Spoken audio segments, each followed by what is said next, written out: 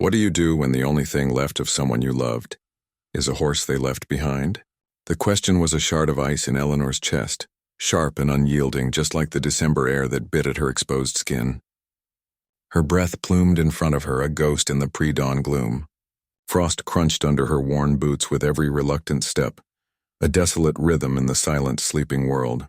The scent of old hay, dust, and something undeniably wild hung heavy in the air, a familiar ache in her nostrils. It was the smell of the stable, but now it felt hollow, a cavern echoing with absence. The wind, a mournful whisper, snaked through the gaps in the barn's weathered planks, carrying with it the chill of memory. 3 months. 3 months since Liam's laughter had filled these rafters. 3 months since his strong hands had moved with quiet purpose amongst the horses he adored. Now there was only silence, thick and suffocating. Eleanor found herself here each morning, drawn by an invisible thread, a reluctant custodian of a life that was no longer hers to share. She wasn't a horse person, not really. Liam had been. He'd seen something in their wild eyes, something untamed and beautiful that mirrored a part of him she'd always cherished. She pulled her threadbare cardigan tighter, though it did little to ward off the cold that seeped into her bones. Her fingers, chapped and reddened, fumbled with the latch on the stall door. It groaned open, a protest against the quiet that had settled. Inside, the dim light struggling through a grimy window pane illuminated a shape, a presence. This was her. The mare, Liam's mare. He'd brought her home only a few weeks before. A gypsy vanner, he'd called her, with a reverence that Eleanor had never quite understood. He'd talked about her feathering, her gentle nature, the ancient lineage in her eyes. Eleanor had merely nodded, smiling faintly, happy to see him happy. Now the mare was a constant living reminder, a breathing monument to a love abruptly stolen. The mare stood at the back of the stall, a vast dark canvas against the faded wood. Her head was lowered, mane a tangle of black and white falling over her eyes like a curtain. She was magnificent, Eleanor had to admit, even in this sorrowful light. Her coat, a mosaic of black and white, seemed to absorb what little light there was, giving her an almost mystical aura. Yet there was a stillness about her, a profound quietude that felt less like peace and more like a carefully held breath. Eleanor didn't move further into the stall. She just stood there, leaning against the doorframe, letting the cold air sting her cheeks, hoping it might numb the deeper ache. Her gaze drifted over the mare's immense form.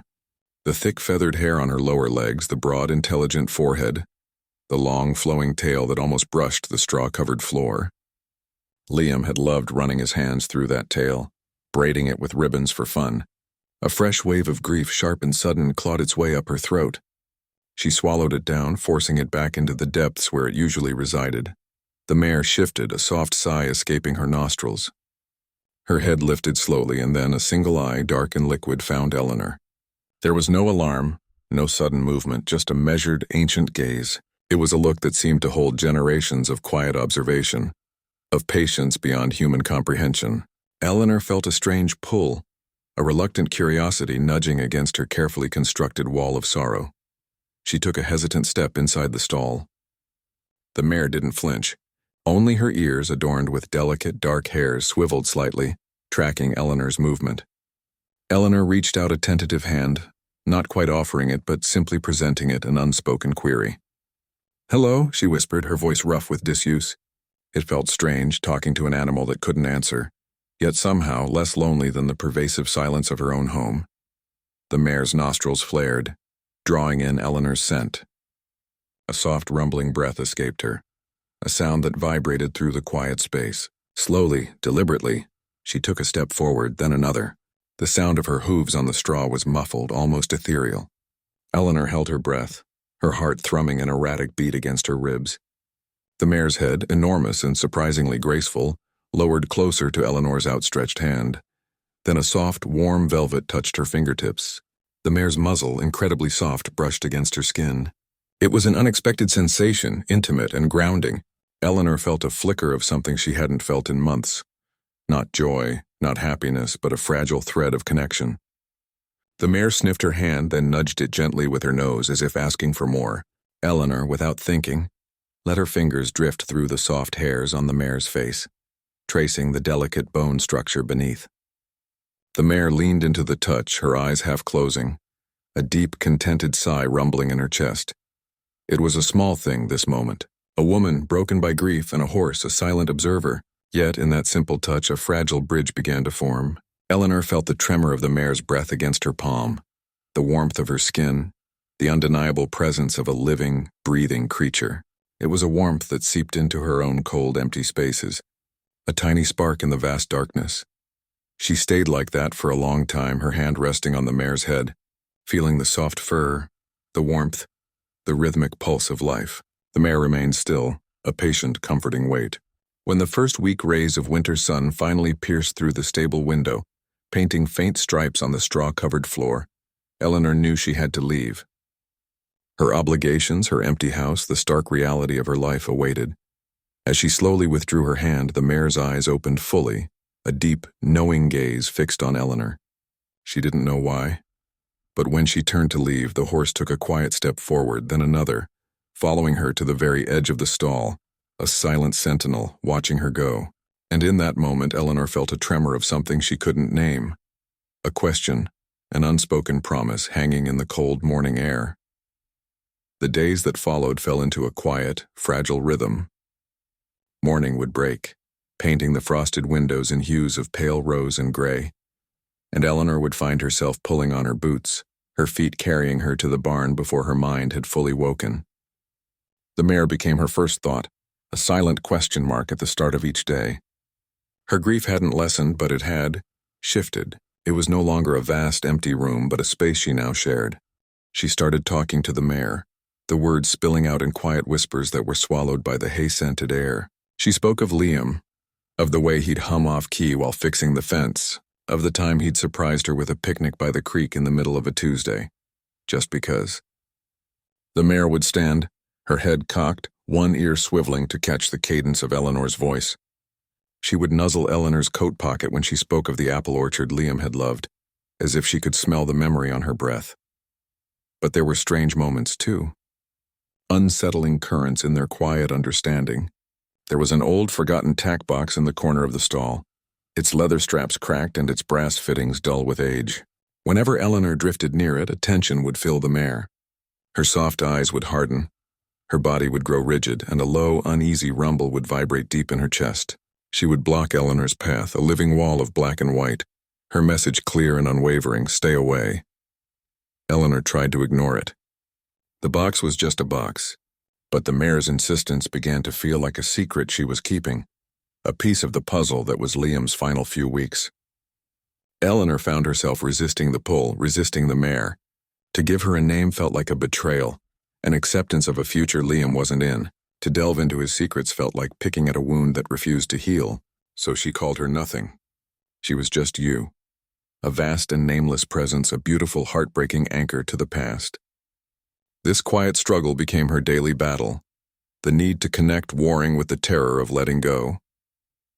One afternoon, the winter sky heavy with the promise of more snow, the tension finally snapped. The mare was particularly agitated, pacing the small confines of her stall, her gaze darting constantly toward the forbidden corner. Eleanor, worn thin by sleepless nights and the constant dull ache of her own heart, felt a surge of frustrated desperation. She needed to understand. She needed something, anything, to break the suffocating silence of her own mind. "What is it?" she said, her voice sharper than she intended. "What's in the box?" The mare tossed her head, a soft snort of warning. But this time Eleanor didn't back down. With her heart hammering against her ribs, she pushed past the mare's imposing shoulder and knelt before the old wooden chest. Her fingers, trembling with a mixture of fear and resolve, fumbled with the rusted latch. It groaned open, releasing the scent of old leather, cedar, and something else. Something that smelled faintly of Liam. Her eyes scanned the contents. Worn brushes, a bridle in need of oiling, a thick horse blanket, but underneath it all, tucked away as if to protect it from the world, was a small box carved from a single piece of oak, Liam's handiwork. She recognized the intricate pattern of leaves he'd loved to carve. Her breath caught in her throat.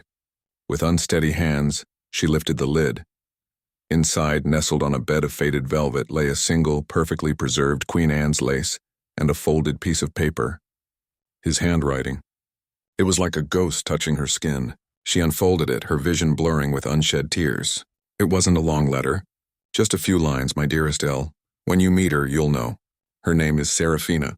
She's for you. A piece of my heart to stay with you when I can't. Trust her. She'll show you the way forever, Ellie, the name Serafina. It was beautiful, and it broke her. The careful, measured control she had maintained for months crumbled into dust. He knew. He had known he was leaving her, and he had left her this way, this guardian. This living, breathing piece of his love. A great shuddering sob tore through her, a sound of pure, undiluted agony. She collapsed against the box, the paper clutched in her hand, and wept. She wept for Liam, for the future they'd lost, for the crushing weight of her loneliness, and for the beautiful, silent creature who had been trying to give her this final gift all along. The storm of her grief was violent, leaving her breathless and shaking on the straw-covered floor. Through the blur of her tears, she felt a presence. Serafina had moved across the stall, her movements as soft as falling snow. She didn't nudge or nuzzle. She simply stood over Eleanor, a great warm shadow, her immense calm a stark contrast to Eleanor's tempest. After a moment, a low, gentle nicker, softer than a whisper, reached Eleanor's ears. Then the mare lowered her magnificent head, resting it with impossible gentleness on Eleanor's trembling back. Her breath was warm against Eleanor's coat, a steady, rhythmic presence, an anchor. She just stayed there, a silent promise, holding the space for Eleanor's heart to break until the last of the sobs subsided into the quiet, shuddering breaths of pure exhaustion. Time shifted. The snow melted, giving way to the tender green shoots of spring. The air in the barn no longer felt heavy with absence, but filled with the scent of fresh hay and the promise of warmer days. Eleanor had changed. The brokenness was still a part of her, but it no longer defined her. She led Serafina out into the sun-drenched pasture, a lightness in her step she hadn't felt in a lifetime. She had begun to ride, finding a new rhythm not just with the horse but with the world, with life. One sun-drenched afternoon, while riding along the old stone wall that marked the edge of their property, Serafina suddenly stopped. She lowered her head, nudging insistently at a large moss-covered stone embedded in the wall. Eleanor slid off her back, her curiosity piqued by the mare's quiet determination. Trusting the unspoken message, she worked her fingers into the crevice and pried the stone free. Behind it, tucked into a small dark hollow, was another weathered box. Her heart leaped. Inside, resting on faded linen, was an old photograph. A young grinning boy with Liam's eyes standing proudly next to a piebald mare that could have been Serafina's twin. Eleanor turned it over. On the back, in faded cursive, were the words Liam and Whisper 1998, his first horse. Serafina's mother. It wasn't a coincidence. This wasn't just a horse he'd bought for her. This was a legacy, a connection that stretched back into his own childhood. He wasn't just leaving her a companion. He was leaving her a piece of his own soul, an anchor to a love that had always been there.